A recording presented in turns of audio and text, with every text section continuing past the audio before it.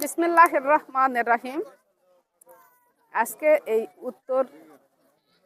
উত্তর কুচড়ার এলাকায় দোয়া মাহফিল অনুষ্ঠানের সম্মানিত প্রধান অতিথি, এখানে উপস্থিত বিশেষ অতিথি, উপস্থিত বিএনপির অঙ্গ সংগঠন এবং উপস্থিত আমার সামনে মা ও ভাই বোনেরা, সবাইকে জানাই সালাম, আসসালামু আলাইকুম।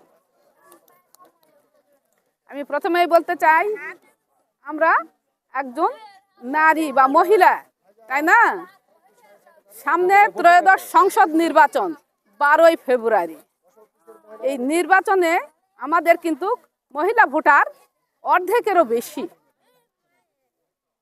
কিন্তু আমরা এটা বুঝতেই পারি না আমরা মহিলা ভোটার এত বেশি।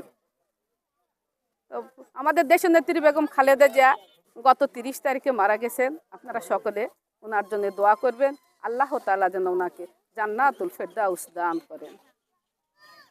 উনিও কিন্তু একজন মহিলা ছিলেন, তাই উনি চিন্তা করেছেন মহিলাদের উন্নয়নের কথা। উনি চিন্তা করেছেন মহিলাদের কি করে লেখাপড়া শেখানো যায়, একটা সমাজকে, একটা জাতিকে। নেপোলিয়ন বলেছিলেন, আমাকে একজন শিক্ষিত মা দাও, আমি একটা শিক্ষিত জাতি উপহার দেব। তাই তিনি চিন্তা করেছেন মায়েদের উন্নয়নের কথা, মায়েদের লেখাপড়ার কথা, মেয়েদের লেখাপড়ার কথা। তাই তিনি বিনামূল্যে পড়ার সুযোগ এবং বিনা বেতনে স্কুলে যাওয়ার সুযোগ এবং উপবৃত্তির ব্যবস্থাও তিনি করেছিলেন। এটা কিন্তু এখনো অব্যাহত আছে। আমরা তারই ধারাবাহিকতায় আজ মহিলারা বেশি শিক্ষিত হতে পেরেছি। এখন দেখা যায় অর্ধেকেরই বেশি মহিলারা শিক্ষিত। এই ডাক্তার বলেন, ইঞ্জিনিয়ার বলেন, ডিসি বলেন, ম্যাজিস্ট্রেট বলেন। কিছুদিন আগে ডিসিও ছিলেন, আমাদের নওগাঁর ডিসি, উনিও ছিলেন মহিলা। আমাদের থানা নির্বাহী অফিসার, উনিও মহিলা। থানা শিক্ষা অফিসার, উনিও মহিলা। এসিল্যান্ড, উনিও মহিলা। তাহলে আমাদের সর্বোচ্চ জায়গাতে মহিলারা অবস্থান করতেছেন। তাহলে আমাদের দাম কিন্তু কম নয়, আমরা কোনো অংশেই কম নয়। একটা সংসারে মায়েরা যতখানি অবদান রাখেন, কিন্তু ছেলে মানুষেরা অতখানি অবদান রাখতে পারেন না। মানুষের সন্তান, আমাদের কলিজার টুকরা, তাই না?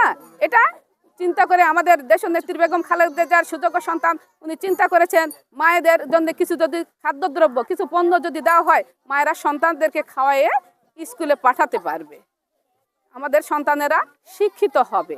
সেই পণ্যগুলো হচ্ছে চাল, ডাল, আটা, ময়দা, তেল, এরকম কিছু পণ্য।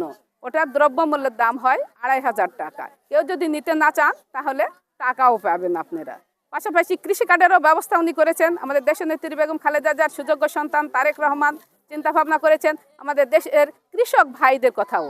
কৃষক ভাইদের যদি কিছু সার, বীজ এগুলো যদি দেওয়া হয়, তাহলে ওনারা ভালোভাবে কৃষি কাজ করতে পারবেন। পাশাপাশি চিন্তা করেছেন আমাদের যুবকদের কথা।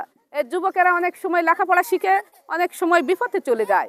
তাই চিন্তা করেছেন যদি কিছু প্রশিক্ষণের মাধ্যমে যদি তাদেরকে আগানো যায়, তাহলে তারা ভালো হবে।